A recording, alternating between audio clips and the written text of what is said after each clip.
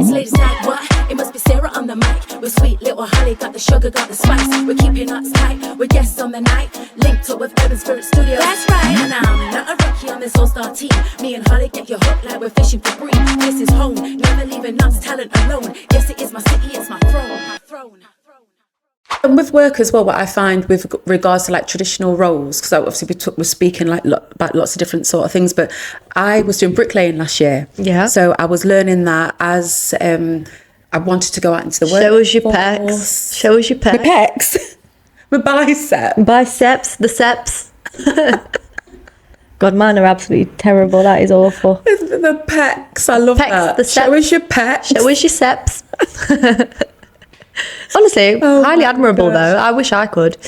Yeah, it was good. I've really enjoyed it, and I wanted to learn how to basically, build a conservatory, like an extension on the back of my house, and I want to get into like the whole building trade and the sides of those, and it's just something that really fascinates me. I watch all of like these building programs and what ones do you watch? Because I bet you watch everything. The same ones my bloody dad watches, everything. And I tell you what, literally from like DIY, SOS, no, skip over. Do you know how I come back from a long day at work and that's on telly? I grab that remote and I switch Under the Hammer. You don't. I hate that one as well. Buying properties and stuff, and then I'll watch like when people like move to different houses. So I watch Home and Away. No, not Home and Away. What's it called? The Sun and I think where they buy. Yeah, I like all of those ones, but then I also like the ones where they do, I forget what it's called, but they basically go to somebody's house and they show like the whole construction, or where they bought like a property and then they've done it up, or they've bought a piece of land and they build it. So from start to finish, when it's taken them a year or 2 years, and everything, like to learn about planning and architecture. I love it all. It's just something that really fascinates me, I know. But obviously then I really would love to go work on an actual building site. So if there's any people out there who are hiring, I am your lady. She's got the qualies.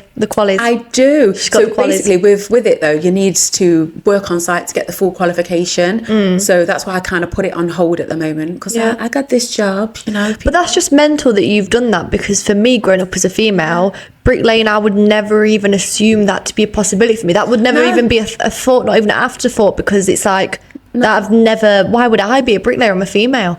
Yeah, I think it's come with age as well, because when I was younger and I went into college, I went into the typical female role of aesthetics. Yeah, I did beauty therapy, so I learned all of that. So I've got level 3 in beauty therapy. So anyone wants, I could do all your massaging, waxing, all of those sort of needs. Could do all of that, darling.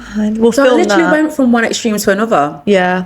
But I think it was quite bizarre for people to see me at college, because I don't wear makeup anyway, but I would be there with my nails because I put gloves on. And as a female, it was a little bit, in the beginning, the boys were trying to help me out quite a lot, because they think, well, you're a girl. Yeah. I'll pull your barrow for you. I'll load up your bricks. And which they think that they're being like doing chivalry by doing that, when actually that's undermining you. Like, no, I can do it myself. Do you know? I was probably stronger than half the lads there, to be fair. Oh, tell them. Yes. And I'm quite particular about how things look. So when it comes to actually doing a job, you would see the difference between myself and some of the boys. Like, they get the job done. Like, they were brilliant. There's some of the guys on the course, they were so good, but they were really fast. And not only do you want to be fast as a bricklayer, but obviously you want the job doing good, because I look at houses and I think, oh gosh, they didn't gauge level plumb that, and I'd literally look at like the separation of these things you wouldn't notice just walking down the street. But I think when I started doing bricklaying, I literally would look at how many millimeters the bricks were separated, thinking, oh, I wonder when this was built, or what construction company did this. Just because again, females are wired different, and you've got more, you look at the whole image apart from, I was so particular. I wanted to make sure everything was clean. The face of the brick was clean. Whereas the other lads would go, well, it doesn't matter. We'll clean it off with brick acid. If it was on a job, that's what you do. And I said, yeah, but why not just do it so it actually just looks perfect anyway? Yeah. It might take you 10 minutes longer just to do that set of bricks, but it's not all just about making the money. I think with me, I've always been very job satisfaction. And if I'm going to be in any sort of a job, I want everything done well. So I'm particular. But then with that, do you ever think, like, say if you was going to a job and you're a female, would you feel like really like a lot of pressure because you've got, say, a guy there like, oh God, we've got a female doing this, she ain't gonna know what she's doing? Yeah. Like you've got some Tony stood behind you with a coffee like, you're right, love, do you need a hand? Yeah, in a way, because I mean, I spoke to my brother about this, and he's a bricklayer as well. He's got his own construction company as well, and he goes out there. But he was talking about, you know, kind of like the politics when you're on site. So a lot of the time they don't hire a lot of females because they just want one set of toilets, so it's just for the guys to go in. So if you've got one where you want to say, well, this is strictly safe for females and whatever, I mean, it might be different now because obviously you have a lot of unisex toilets now, don't you? So you do, yeah. It's one of those, but one of those things did make me feel a bit apprehensive, not just having to use the toilet, but you just think about how does it work when you need to use the toilet, because guys sometimes they'll just, you know, whip it out and they carry on. Yeah, it's easy for them. I almost wish I had one, because it's like you just literally whip it out. If anyone sees it, it's only a todger. It don't really matter, does it? But then I'm thinking, am I going to lose out on money if I've got to then keep on leaving the site? I don't want people to think, because I like to drink a lot of water. I like to stay hydrated, guys. You know? She does. It's one of those. Water. So I'm thinking I'd like to be able to just go to the toilet, but are they going to think, oh, is she on a period, or is she wasting time? Is she wasting money? And I think as a female, I would maybe try and overcompensate in a way to but that's believe also, I could do better. Do you not think that's overthinking it as well as female? Possibly. Because I think you probably are overthinking it there. Yeah, possibly. With that. But I think I'd be more worried about what people think, which is so ridiculous, isn't it? What people think, but you've got to think, what if men are looking at you thinking, God, she don't know what she's doing? But yeah, for me, I'm quite thick-skinned, so I wouldn't really take that to heart. But yeah, I'd love to be given the opportunity to be able to work on site and kind of just break down barriers. I'm always like one of those, I wouldn't say that I'm a feminist per se, but I definitely am an advocate for women. And I do feel as if that, you know, we are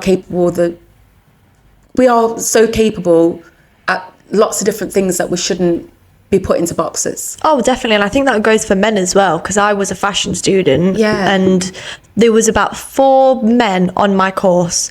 4 men, and just because it was fashion, men think, oh, that's not a course for me, I can't do that, that's for girls. And even I did this, I'd assumed they were gay. They weren't gay.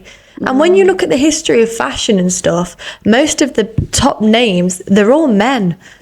Chanel, like all this, they're men. Like it started off with men. They created the history, and it's such a technical job, and it's so fulfilling that I just think, why would you not want to do that? And it's so much more than fashion.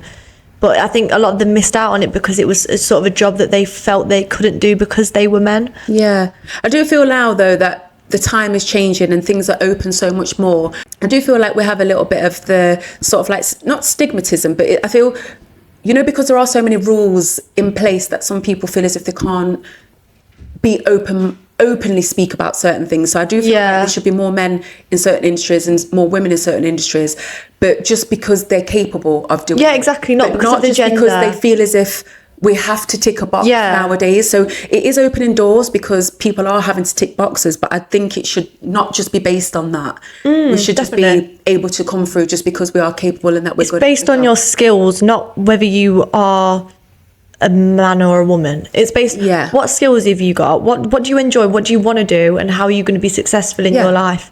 And I think anything else is irrelevant, and it's so relevant to the point where I just think, what's the point in even like living by that?